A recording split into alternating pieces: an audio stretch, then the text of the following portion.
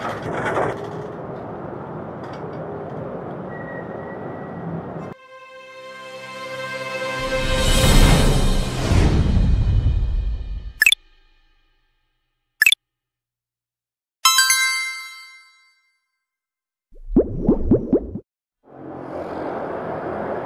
teman-teman, Suluk Kusang Toroyan, Mbana Kuakareba. Selamat pagi dari kota Yogyakarta. Hari ini, pagi ini tanggal 6 Agustus 2025, tepat pukul 6 pagi waktu Indonesia Barat, saya sedang berada di lokasi paling ikonik dari kota Yogyakarta, yaitu di Jalan Malioboro. Suasana pagi hari ini terasa sangat berbeda dengan Toraja ya, karena ini masih jam 6 pagi, tapi cahaya mataharinya sudah seterang ini. Kalau di Toraja jam segini masih berkabut guys.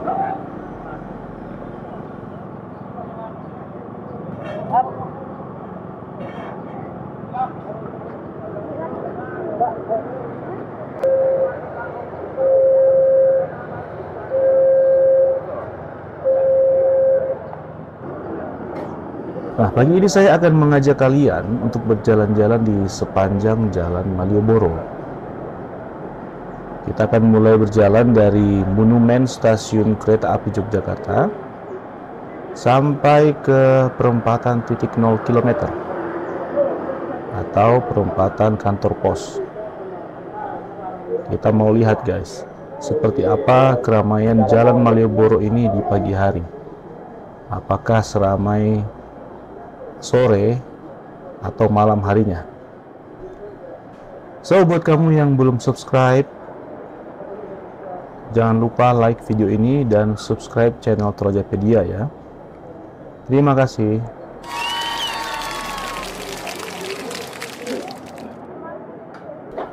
Baik teman-teman, kita lanjut jalan-jalan lagi. Sebenarnya untuk menikmati suasana Malioboro itu, saya sarankan teman-teman mulai berjalan dari Tugu Yogyakarta, yaitu sebuah monumen bersejarah yang dibangun pada tahun 1755 oleh Sri Sultan Hamengkubuwono I. Malioboro ini sebenarnya menjadi jantung kota Yogyakarta dengan sejarah yang sangat panjang. Kawasan ini membentang dari Tugu Palputih atau Tugu Yogyakarta yang tadi sudah saya sebutkan sampai ke perempatan kantor pos Yogyakarta atau disebut juga titik 0 km. Jaraknya kurang lebih 2 km. Cukup jauh.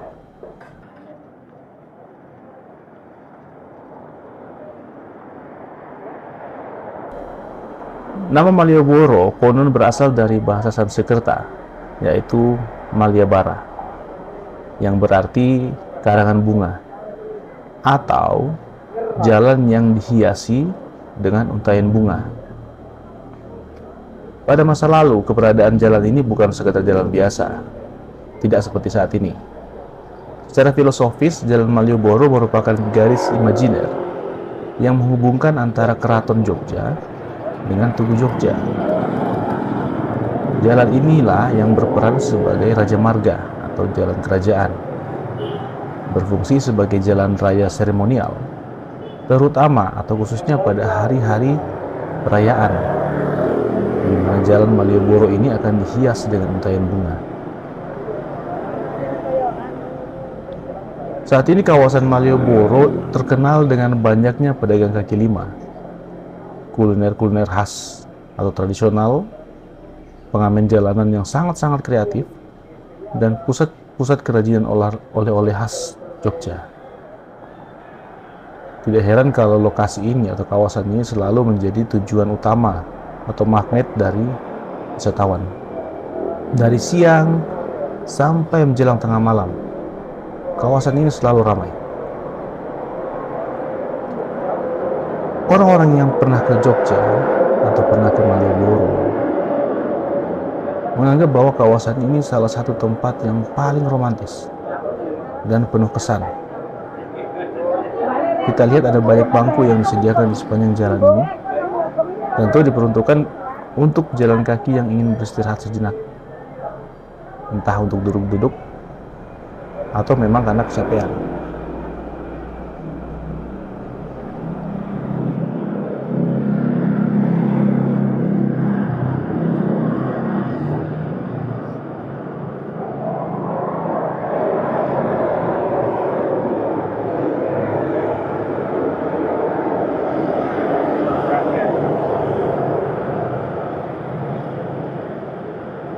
Di sepanjang Jalan Malioboro ada banyak bangunan cagar budaya yang bisa kita temui. Selain tadi yang saya sebut ada Tugu Palputih atau Tugu Jogja, juga ada pelang tulisan Jalan Malioboro yang sudah saya tampilkan di awal video ini. Lalu ada stasiun kereta, Kampung Ketandan, salah satu kawasan pecinan di Malioboro, Pasar Beringharjo yang terkenal, Gedung Agung, Museum Vredenburg, dan ada masih banyak tempat-tempat ikonik bersejarah lainnya. Itulah kenapa setiap kali saya punya kesempatan ke Jogja, wajib banget untuk meluangkan waktu berjalan kaki menyusuri Jalan Malioboro ini. Vibes-nya akan sangat jauh berbeda. Capek sih, tapi seru.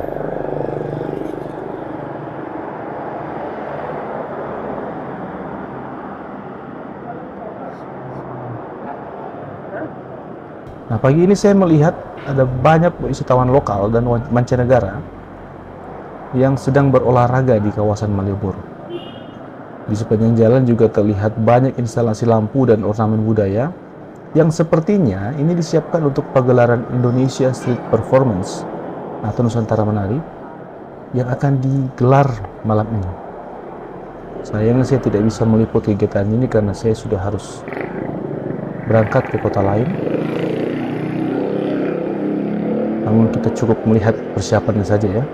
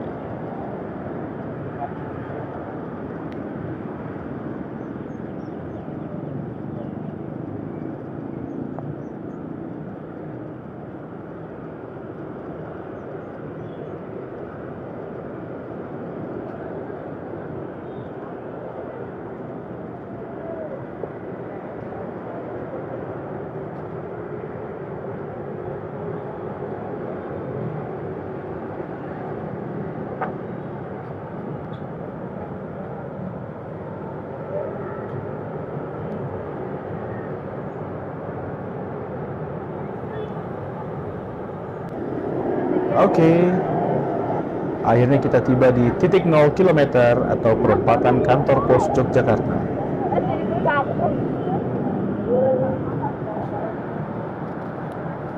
Teman-teman, kalau kita berjalan lurus ke depan, kita akan menjumpai alun-alun utara dan Keraton Ngayogyakarta Hadiningrat. Tapi sayangnya untuk saat ini kita masih belum bisa ke sana. Semoga lain kali ada waktu untuk kita menyusuri jalan menuju ke keraton supaya kita bisa dapatkan suasana yang lebih baik. Kita bisa lihat di sini kenapa lokasi ini sangat ikonik, karena kita bisa menemukan ada bangunan-bangunan tua bersejarah yang masih dimanfaatkan sebagai kantor dan juga penginapan. Ada Bank BNI, Bank Indonesia, kantor pos, dan lain-lain. Saat ini saya sudah harus mencari sarapan karena sudah lapar, guys. Jadi untuk saat ini cukup jalan-jalan pagi kita hari ini.